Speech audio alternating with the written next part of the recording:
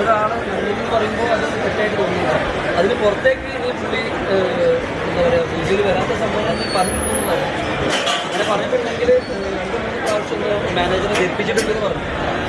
Manager ധരിപ്പിച്ചിട്ടുണ്ടെന്ന് പറയുമ്പോൾ അതിൽ ഇടയിൽ എന്തെങ്കിലും സംഭവിച്ചിട്ടുണ്ടോ എന്നുള്ളത് നമ്മൾ പരിശോധിക്കേണ്ട കാര്യമാണ്.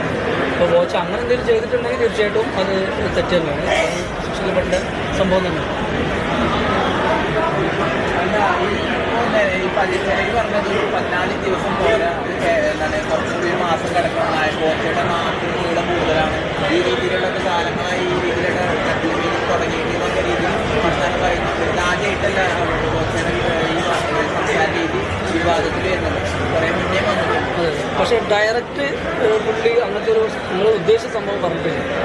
പറയാത്തോടത്തോളം കാലം അദ്ദേഹത്തെ നമ്മൾ അങ്ങനെ കുറ്റപ്പെടുത്തുന്നില്ല. ഡബിൾ മീനിങ് പറയുന്നുണ്ട്. ഒരു ഇംഗ്ലീഷ് വേർഡിന് അല്ലെങ്കിൽ ഒരു അറബി വേർഡിനൊക്കെ ഒരുപാട് അർത്ഥങ്ങളുണ്ട്. ഒരു വേർഡിന് ഒരുപാട് അർത്ഥങ്ങളുണ്ട്. അത് പുള്ളി ഉദ്ദേശിച്ച അർത്ഥം വേറെ രീതിയിലായിരുന്നു, നല്ലതായിരുന്നു. നമ്മൾ ഉദ്ദേശിക്കുന്ന ചിലപ്പോൾ വേറെ രീതിയിലായിരുന്നു. അങ്ങനെയാണ് മാർക്കറ്റിന്റെ ഭാഗമായിട്ട് പല രീതിയിൽ വർത്താൻ മാർക്കറ്റിന്റെ ഭാഗമായിട്ട് ആണികളൊക്കെ കൊണ്ടിട്ട് അത് രീതിയിൽ പെർഫോമൻസ് ചെയ്യാൻ വേണ്ടിയിട്ടാണ് അദ്ദേഹം തന്നെ പറഞ്ഞിട്ടുണ്ട്. ആ മാർക്കറ്റിന്റെ ഭാഗമായിട്ട് ഇപ്പോൾ ഒരു ഉദ്ഘാടനത്തിന് കൊണ്ടുവന്ന വെറുതെ ഇങ്ങനെ നോക്കിയൊന്നും കാര്യമില്ല. എന്തെങ്കിലുമൊക്കെ പെർഫോമൻസ് വേണം. ഇപ്പോൾ ആരോ പറഞ്ഞു ഇത് ഇങ്ങനെ കറക്കിക്കൊണ്ടിരിക്കുമ്പോൾ അണിറോസിനൊക്കെ പിടിച്ച് കറക്കിയെന്ന് പറഞ്ഞു. ഇങ്ങനെ ഒരാളെ പിടിച്ചു കഴിഞ്ഞാൽ ഒരിക്കലും കറക്കാൻ പറ്റില്ല. അയാൾ കറങ്ങിയാൽ മാത്രമേ കറങ്ങാൻ പറ്റുന്നതിനോട് എല്ലാവരും പറഞ്ഞത് ഈ സ്റ്റേജിൽ പൊതുവേദിയിൽ നിന്നിട്ട് ഇതേപോലെ അപമാനിക്കുന്ന രീതി വർത്താനം പറയുന്നത്. പക്ഷേ ആ ഒരു വിഷ്വൽസ് കാണുമ്പോൾ ഒരു ഫീലിംഗ് ആയിട്ടുള്ളൊരു സംഭവം കണ്ടില്ല.